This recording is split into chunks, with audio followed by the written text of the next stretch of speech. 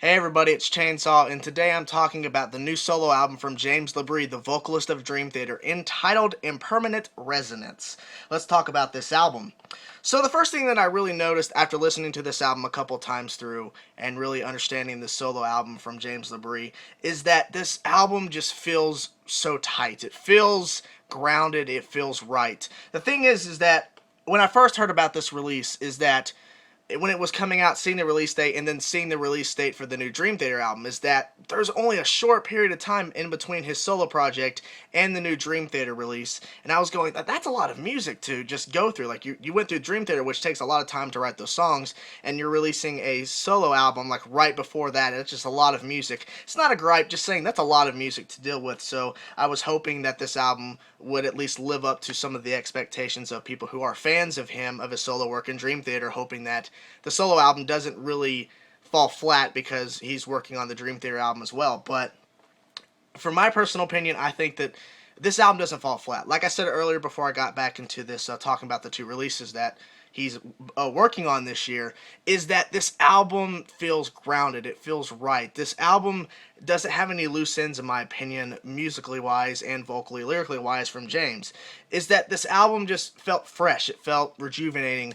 And the fact is I like this album more is the fact that it doesn't sound a lot like Dream Theater. I like that he's doing some different things. I'm enjoying that he does a little bit different stuff with his solo projects, and I'm enjoying that there's just not a lot of elements on this album that remind me of Dream Theater, and so it's a different side of James, and we get to see it on this album. But also, on the flip coin of talking about James and talking about his vocals and lyrics, which we'll get all to that in a minute about sounding of the band and all that, is that the music side, which is these guys that he picked to play on the album. And I have to say, the musicianship on this album is tight. The guitar tone they picked, the guitarist they picked, the solo work, the keyboards, I mean, just the bass, the drums, I mean, everything that's on this album just sounds great. I enjoy the musicians on this album because they really bring something to the table here with helping James with his vocal and his lyrics. Just the sound of the band just sounds amazing. I enjoy it. And I enjoyed the fact that there's the two sides of this band with James leading the band forward. Is that there's the simplistic side where there's some ballad songs on this album that kind of slow down and bring you back and basically give you some simplistic stuff, ballad stuff. And then there's the other side where it's the technical side and throwing a lot of variation at you, and you're just trying to just deal with everything that's happening, and just the mixture of both worlds. And there's that middle ground where it's not technical but it's not ballady, it's in the middle of basically just a medium range playing, is that there's that variety there, so you get a variety of stuff on this album, so you're not bored with just 12 tracks of simplistic stuff or 12 tracks of technicality that just keeps on going and it's not stopping and it's relentless, and you're going, come on, give me a break, give me something a little bit different to slow down here, it's too much. And I like that there's that big variation to keep this album flowing along and not a consistent thing where it just keeps going at the same pace. There's a flow. That's what I was trying to get to. The thing that I really loved about this album, besides the flow, is that just some of the riffs on this album are just heavy, aggressive, and in your face. And the keyboarding on this album just sounded powerful, and it fit right along, and it sounded perfect against the guitars, bass, and drums, and vocals. It just sounded like it wasn't like pulled back, it wasn't like far back in the production. It was right there alongside, next to all these other instruments, and basically giving us this new element to really enhance the song. And I enjoy the bass guitar on this album. It's not really heard that much, but when I put my headphones on, really bass sound, I can actually hear the bass, and it really gives the songs a punch, but you really have to listen really hard or have headphones on to really hear that. And that's what I enjoyed, is that bass gives that extra punch to deliver these songs that are supposed to be aggressive and in your face. On the technical side, that extra hit that really pushes it forward.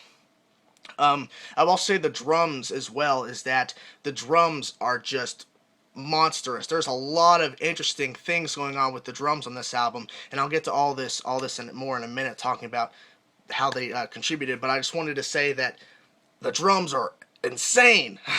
They are insane. There's a lot of interesting things going on drum-wise on this album. Let me go through the songs that I think are my personal favorite highlights, and then I'll talk about a little bit more about what you'll get on this album. Then we'll go to the sound of the band and we're good. So, my personal favorite tracks, we're going to go from track 1 to track 12.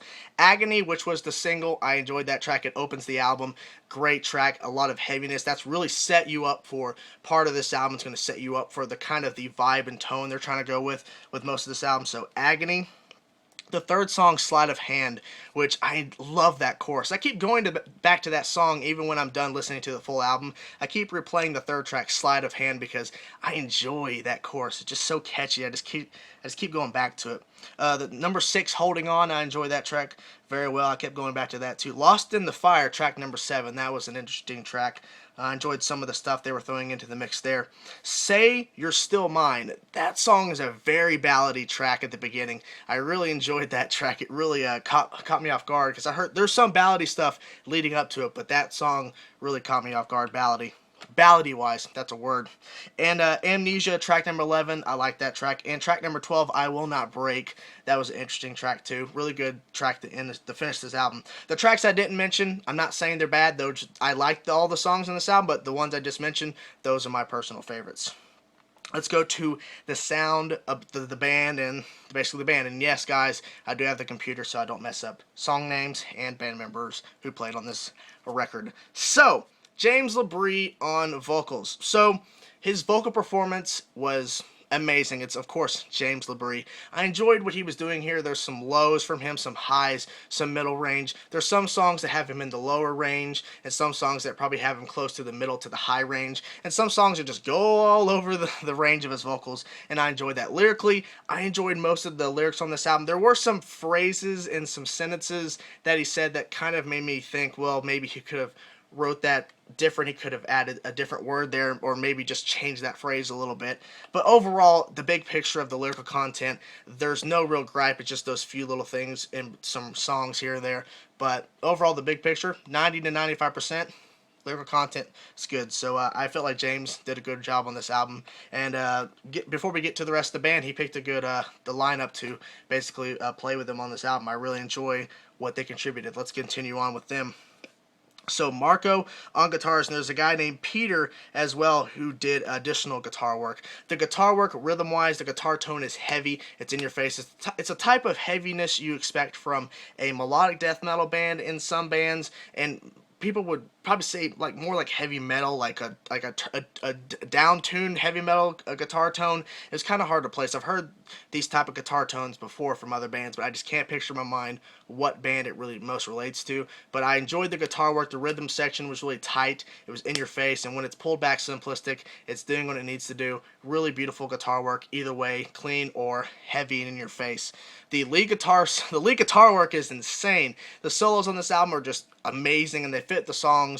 When they're in the songs, they fit perfectly. They go right along, and there's like no like overly playing. Like that doesn't fit. That's too over technicalized. It was just right, and I enjoy the guitar work. That was one of my big loves of this album, besides James's vocals, is the guitar work on this album, which I felt like was just amazing, and just like, I want to learn this, you know. So let's talk about bass guitar from Ray.